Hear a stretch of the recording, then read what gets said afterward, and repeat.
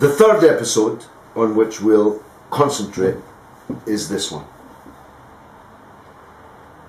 In a way, though it represented the death of only one man, though it was just one example of the dirty war that the British state has fought in Ireland for centuries, in a way, just like Orgreave, it encapsulates everything that was wrong and disreputable and dishonourable about British rule in the occupied north of Ireland. As some of you know, I come myself from an Irish background. The struggle of the Irish people for freedom and unity and independence is one that is very dear to me. I knew Patrick Finucane. I have come to know members of his family and his friends very well. And I, by chance, am involved in his case in a very intimate way. In the committee room corridor of the British House of Commons in early 1989, I was on some obscure parliamentary committee which was dealing with an obscure piece of legislation now laughably forgotten, which would require elected councillors in the north of Ireland to take oaths of allegiance to the state. It was one of the many puerile efforts by the Thatcher government at the time to try and hold back the rising tide of national consciousness amongst the nationalist community in the north of Ireland. Just like the banning of Gerry Adams from speaking on television, the suppression of important documentaries by landmark documentary makers like Panorama and others. It was puerile, it was pitiful, it's not worth dwelling on. But in the course of the committee's progression, the then Minister, Douglas Hogg, you'll remember him, he's the one you paid to clear his moat, the moat around his castle in which he was living. You, the taxpayer, paid for Douglas Hogg's moat to be cleared. He left Parliament in ignominy. But that day he was in his pomp, and apropos nothing, totally gratuitously, he made the following statement: that some solicitors in what he called Northern Ireland were rather too close to their clients, rather too close to the IRA. That very day, on that committee room floor, I grabbed him and said, "You have just signed the death warrant of solicitors in the north of Ireland, officers of the courts of your own country." He blanched, he went pale, and he hurried past me. But I dare say he had cause to remember what I said just 4 weeks later, when at Sunday lunch with his wife and 3 small children, Pat Finucane was murdered. 2 so-called loyalist killers, one of them an employee of the British state security apparatus, burst into his house, wounded his wife, and killed Patrick Finucane with 14 bullets in front of his 3 small children sitting at the luncheon table.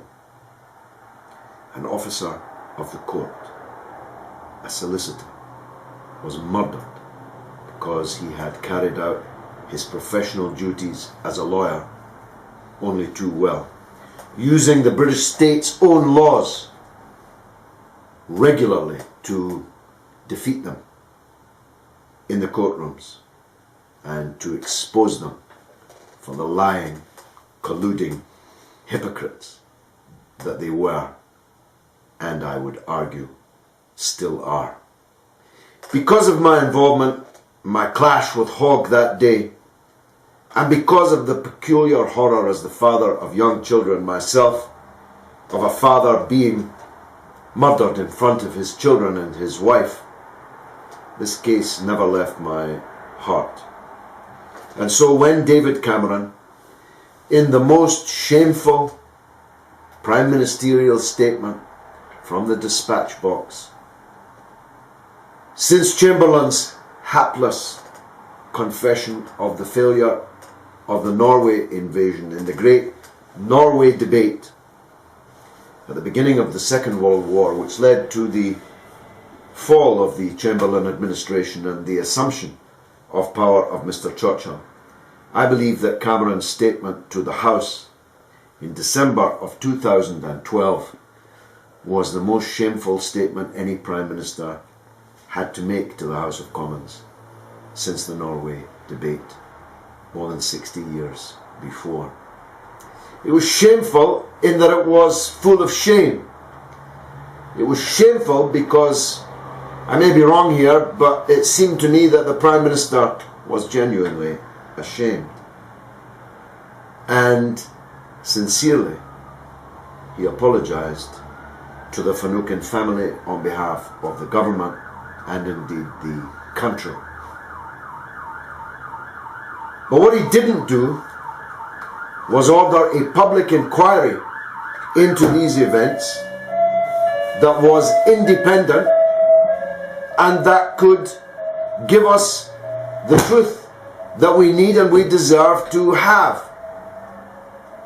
How far up did this conspiracy to murder Pat Finucane go? Who briefed Douglas Hogg to make the statement that he made, which signed the death warrant of Patrick Finucane and others in the north of Ireland? Who knew that our own security services told the loyalist terrorists to murder Pat Finucane? That's now accepted by De Silva in this report. He was chosen as a target for murder by the British state. So who took that decision? On whose behalf? Who knew about it? What did they know? And when did they know it? And who will face justice for this? Who will be prosecuted for it? Which political heads will roll? After all, Chamberlain let his own head roll because of his shameful admissions at the dispatch box. Is no one to pay the price for this? De Silva clears Douglas Hogg. How? I really don't know. Hogg said what he said, and 4 weeks later, Patrick Finucane, solicitor, was murdered. Rosemary Nelson was murdered. Solicitors being murdered in Britain, and with the state's involvement and collusion. It doesn't get much more serious than that. If it happened in El Salvador under some grisly gold-toothed generalissimo dictatorship, well, most of us would not be surprised. But many of you would be surprised if you read this case. It is said by De Silva in this report that more than 75% of the intelligence given to the loyalist murder gangs was given to them by the British state, by the special branch in the north of Ireland, the special branch of the now defunct Royal Ulster Constabulary, and by MI5, answerable to the Home Secretary, in turn answerable to the British Parliament. Now, the British Parliament hasn't made much of a job of holding MI5 to account, but I'm determined in this campaign that on this Finucane case and on the others of Hillsborough and Orgreave and others, deaths in custody and many other examples, that the British state is held to account. Not because I hate the country in which I was born, not because I hate the people amongst whom I live, but just the opposite. The British people deserve better than this. Britain should have a state and a government that it can have confidence in, that it can believe is better than that. For after all, if we're ruled and governed by criminals, murderers and colluders in crime and murder, what hope for the rest of us? We talk about gun crime and knife crime and mugging and petty crime on the streets by criminals. But what if the criminals are actually in the government? What if the criminals are actually in the police force? What if the criminals are actually in the intelligence services? Because all of that emerges from De Silva. A wholly inadequate report, one which is the beginning and not the end, but one which is as damning as it is heavy. We will not rest. We in respect will not rest until Britain is no longer a state of collusion. Remember the date again, Monday the 28th of January 2013 at 7:30 p.m. in Committee Room 14 of the House of Commons. But you must pre-register either at our Facebook events page called Britain a State of Collusion, ? Or through my parliamentary office at Galloway G at parliament.uk. I've been George Galloway. This has been Good Night with George Galloway, and you have been a marvellous audience. Pat Finucane's picture still looks down on the Falls Road, a reminder of one of the darkest moments of Britain's war against the IRA. Mr. Finucane was a lawyer who frequently defended Republicans against terror charges. He became unpopular with the government. A government minister called Douglas Hogg stood up and said that there were solicitors or lawyers in Belfast who were unduly sympathetic to the IRA.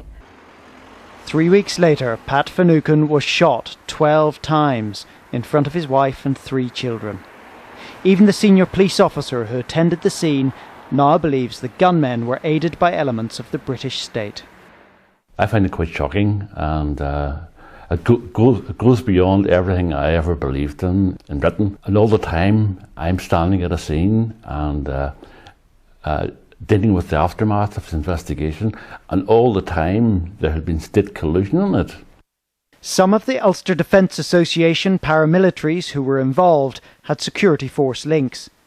Ken Barrett, who admitted the killing, became a special branch informant soon after. William Stobie supplied the guns. He was a special branch informant at the time. And Brian Nelson, who supplied the targeting information, was an army intelligence agent. Pat Finucane's family wanted a public inquiry. Sir Desmond de Silva's report is merely a review of evidence, and the family are sceptical. Mr. Cameron did admit that collusion happened, and he did say it was important to find out how high up the chain of command that it went. But in truth, I don't think they want that chain of command to be exposed. Sir Desmond de Silva has now written to Pat Finucane's family, telling them he has not shied away from probing the depths of this case or from drawing hard-hitting conclusions. But tomorrow, Pat Finucane's family will decide whether he has been hard-hitting enough. Carl Dinnan, ITV News, Belfast.